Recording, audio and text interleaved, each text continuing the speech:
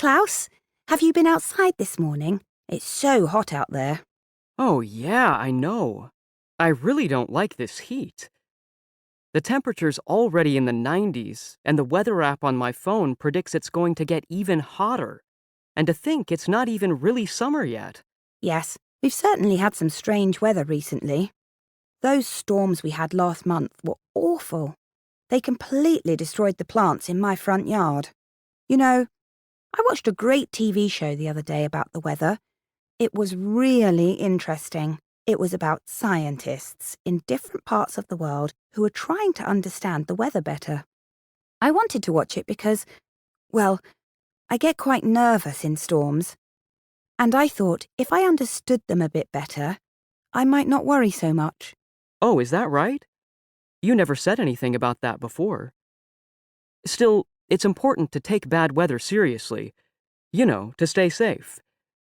But I still don't think your show sounds very exciting. Well, the thing is that these scientists are all trying to create their own weather to study it. Create weather?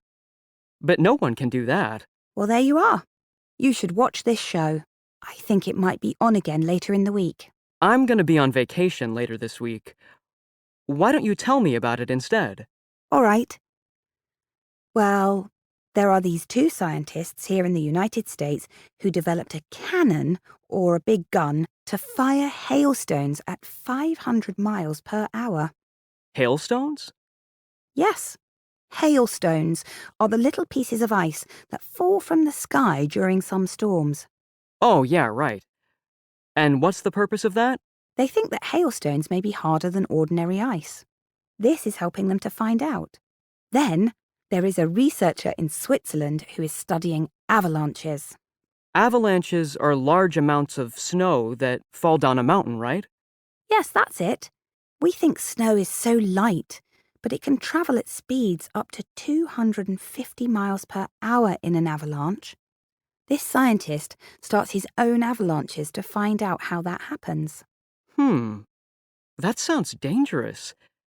Does he have any ideas? Yes, he thinks that the snow may collect into big snowballs below the surface where you can't see them, and that they can move faster than ordinary snow. All right. Now you're making me feel cold. Well, this might warm you up again.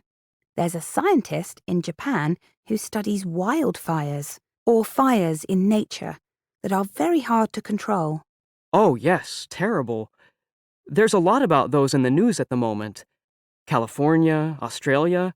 It's a big problem. Well, during a bad wildfire, there's a moment when the fire begins to spin or turn around in a circle very quickly. On the show, this scientist started a really big fire to try to learn more about how this happens. In his research, he could make a real difference in how we try to control wildfires. Well, that's important work, all right. Okay, I'm convinced. I'll try to watch the show when I get back from vacation.